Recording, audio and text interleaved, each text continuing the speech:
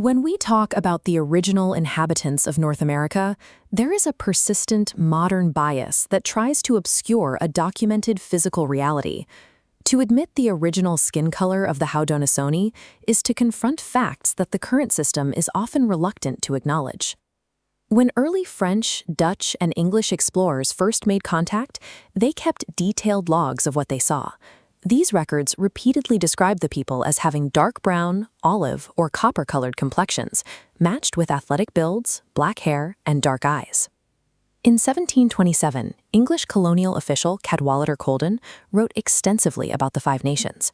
He specifically documented that the people were robust and active, possessing distinct copper-colored complexions. Anthropologist Lewis Henry Morgan made similar observations in 1851 while living among the Seneca.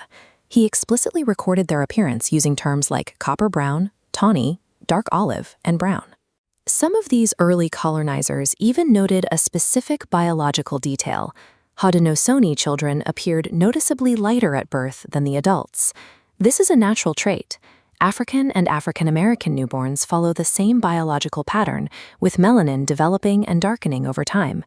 If the historical record is packed with descriptions of darker olive-brown skin, we have to ask why that image has been sanitized today and how that forced shift is tied to the violence of colonization. Those early colonial descriptions capture a population before it was subjected to centuries of catastrophic demographic upheaval. European contact introduced foreign pathogens like smallpox, measles, and influenza.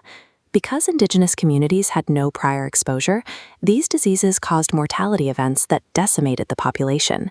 The survivors of those epidemics were then pushed out of their ancestral homes. Decades of continuous colonial warfare and forced land displacement destabilized their communities even further. As European settlers moved in, the genetic makeup of the region shifted through intermarriage. While some of these relationships were consensual, many occurred under the pressures of colonial expansion. Modern historical scholarship shows that sexual violence and exploitation were calculated tools. Soldiers, traders, and missionaries routinely targeted indigenous women as a method of colonial domination. This transformation of the physical and genetic landscape was the documented result of targeted, systemic violence. Physical displacement was followed by formal governmental policies in the United States and Canada aimed directly at forced assimilation and cultural suppression. The primary weapon for this project was the boarding school system. This was an industrial-scale operation designed to process thousands of children.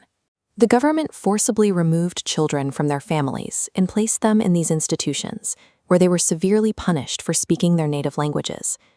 The schools systematically stripped away their visual identity. Traditional clothing was replaced with uniforms, and children were cut off from naming systems and kinship structures. The architects of these institutions documented their intentions clearly: kill the Indian, save the man. These policies were a deliberate attempt at cultural genocide, a systematic effort to cleanse the Haudenosaunee identity from the continent. Because of centuries of violence, modern Haudenosaunee DNA looks different than in the 1600s. But indigenous identity is not reducible to a genetic percentage. Commercial tests measure ancestry, but cannot measure nationhood. The true measure of identity is their matrilineal clan system. The sacred turtle clan, for example, weaves across multiple nations, creating kinship ties that transcend political borders. Citizenship works through strict cultural rules. Children inherit their clan exclusively through their mother. This system functions regardless of physical appearance or outside genetics. Today, these communities are rebuilding.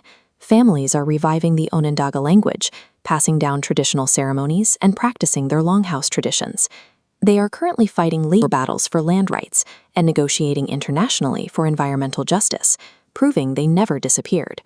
Honoring the truth of their original darker skin corrects a historical bias, but the persistence of their language and laws today marks the failure of the colonial project.